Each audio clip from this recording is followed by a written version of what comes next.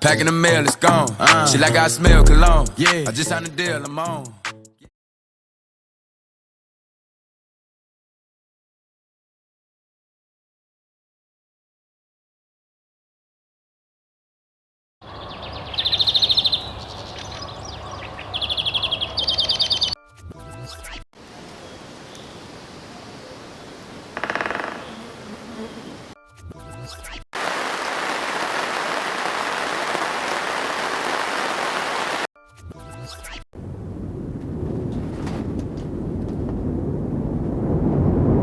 Caught in the crossfire.